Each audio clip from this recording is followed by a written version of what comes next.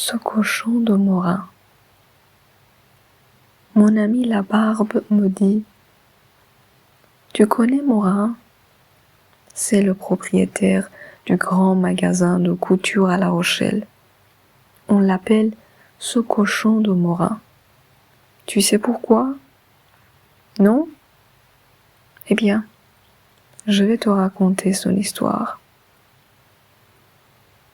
En 1862 ou 1863, Morin est 15 jours à Paris pour son travail. Il y est aussi pour s'amuser. C'est une ville extraordinaire pour un homme de province. Il y a des spectacles tous les soirs.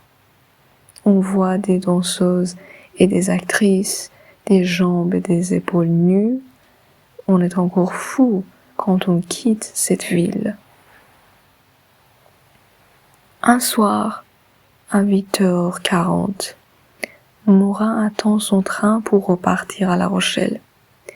Il pense encore à Paris.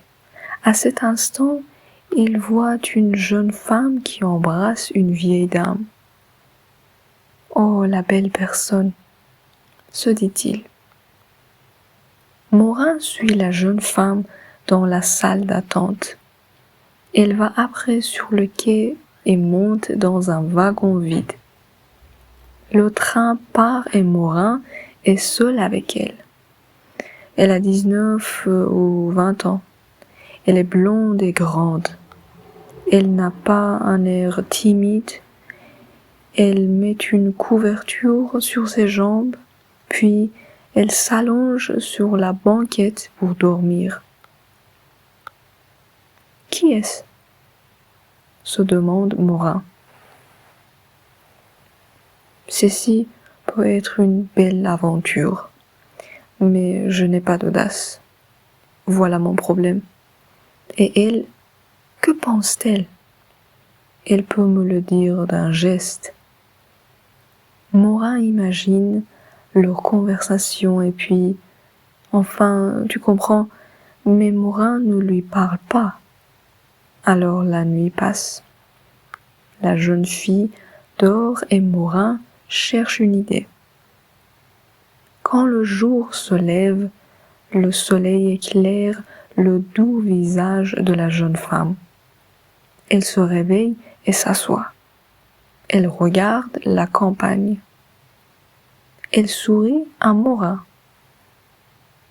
Ce sourire veut dire pour Morin: Pourquoi êtes-vous resté toute la nuit sans rien faire? Je ne suis pas charmante? Êtes-vous bête? Elle sourit toujours. Elle rit même. Morin cherche quelque chose à dire, mais il ne trouve pas. Tant pis, se dit-il. Je risque tout. Alors, il s'avance vers elle et la prend dans les bras. Puis, il l'embrasse. Au secours! Crie la jeune femme.